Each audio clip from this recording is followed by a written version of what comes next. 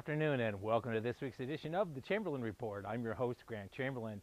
This week I'm broadcasting from the meditation garden outside the San Diego Art Museum, and the reason is that art and handicapping go together. It is part art and part science. The science part, of course, is all numbers, figures, who's the fastest horse, but the artist part comes in when you need to put the whole thing together and literally paint the picture. I mean, just imagine Van Gogh, if he had spent his entire life handicapping instead of making those awful paintings, think of what great he could have done in the world. So art is certainly a big part of it, and you need to be an artist in order to put the whole thing together. So don't worry too much about those numbers, just worry about getting the whole picture together.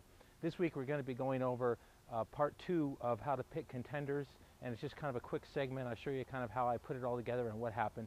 And I do want to point out that the 9 horse did happen to win that race. I did play 2 horses to win, the 9 and the 3. I played them both to win. And I do want to point out that I do lose more races than I win, and I was willing to take the fall for this race. I handicapped it well before the race had gone off. So if I had lost that race, I would have taken credit for that too. But of course the 9 horse won and paid $20, so it turned out to be okay. But in the long run, if you play horses like that and always shoot for the value, I'm definitely confident that you can make a decent living, or certainly make extra income playing this wonderful game of horse racing. We're also going to have a DVD review today, and of course the race of the week, which will be Aqueduct Race 7 from February 15th, President's Day, which will be that 9th race that we went over. So let's get started. Thanks. Okay, and welcome to part 2 of picking contenders.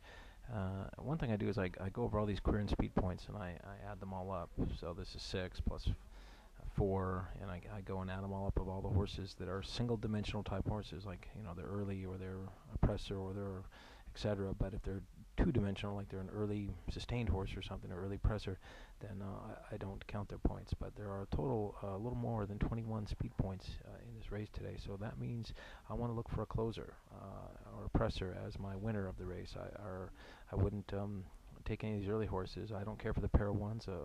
I think they're phony. This Dutcher horse, he's pretty good off a layoff, but as you can see, this horse is the morning line favorite at 9-5, and so I don't think we're going to get a price on him, so he would definitely be out.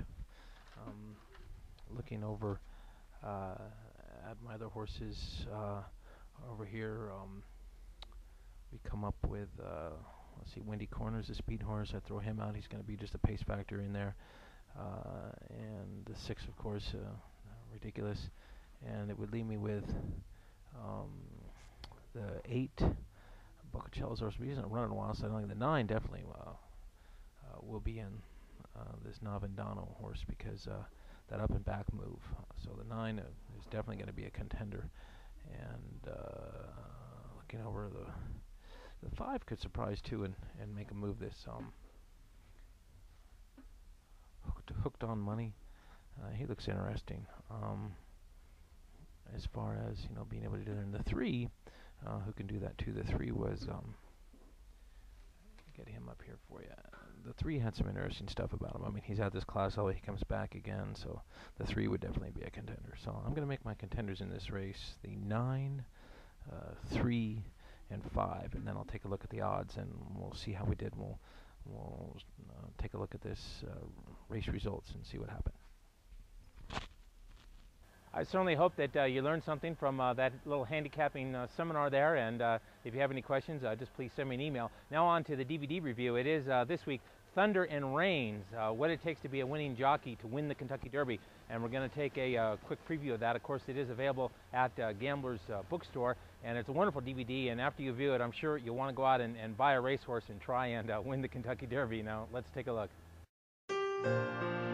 From the confidence that I was reading from Bob Baffert and his training, there wasn't a doubt in my mind that Silver Charm was going to win the Kentucky Derby. The only way that he couldn't win the Kentucky Derby is if I made some sort of mistake during the race. And they're off in the Kentucky Derby. So I'd put a lot of pressure on myself going into it, but anytime that I feel I'm riding the best horse, I just try and put them in a position where they can't get beat. We got a nice stocking trip that day. We came into the stretch, and again, I knew it was going to be a dogfight. There was going to be a battle. And it was, once again, Freehouse, myself, and a colt named Captain Bodgett came flying on the outside. 3 jumps from the finish. I didn't know if I was going to win, if I was going to run second, or if I was going to run third. Had I known what I knew at the end of Silver Charm's career, I wouldn't have been panicking 5 jumps from the wire, because he sort of got a reputation by the heart attack kid. I mean, he'd always find a way to pull out a win. If you're going to win a Kentucky Derby, whether you win by a nose or a head or 5 lengths, the payday's the same and the accolades are the same at the end, but it'll stop your heart a little bit. And it was one of the most exciting races that I've ever been in, and it was for some great owners, Bob and Beverly Lewis, who had done so much for my career early on and had been big supporters of mine.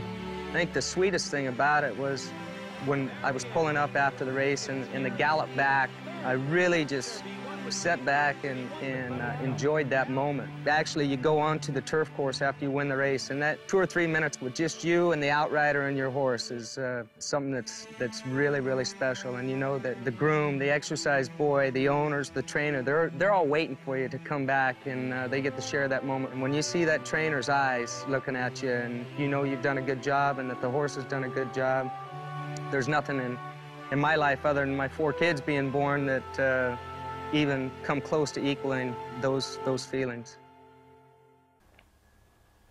Wow, that's such a great DVD. I'm going to go out to the next horse auction and buy up a Kentucky Derby winner. But anyway, it goes for about $20, Thunder and Rains, and get together with some friends and watch that on a Friday night. It's full of thrills and spills and just a wonderful DVD. And now on to the race of the week, which is race 7 from Aqueduct, a little claiming race on February 15th. And let's go there now. They're off. Windy Corner, Gracious Victory down at the rail, and Hot and Bothered. The entry mates are 1-2 going up the backstretch. Hot and Bothered with a head in front of Gracious Victory. Windy Corner runs in third, 4 lengths. Back to Apple.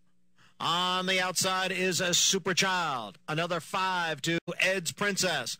Then Somewhere Over the Rainbow, followed by Kiara. Hooked on Money next to last, and Navadano is at the back in 10th. They are spread out after an opening quarter in 22 seconds. It's Hot and Bothered with the lead by 3/4 of a length over Windy Corner. Gracious Victory dropping back as they come for the top of the stretch. It is Hot and Bothered with the lead. Windy Corner runs in second. Super Child is on the outside, inside in third. Then Gracious Victory, Apple, and Ed's Princess. Here's Windy Corner right alongside of Hot and Bothered. Super Child on the outside. Gracious Victory, nowhere to go. Apple is down at the rail. It's Windy Corner and Super Child. Now there's running room for Gracious Victory on the outside. Here comes Navadano, who was last. Hooked on Money is there. It's going to be tight. Another photo. Was it Navadano or was it Gracious Victory? Hooked on Money right there. Well, thank you for joining me on this week's edition of the Chamberlain Report. I'm your host, Grant Chamberlain, and remember, make a bet every day because you might be walking around lucky and not even know it. Thanks.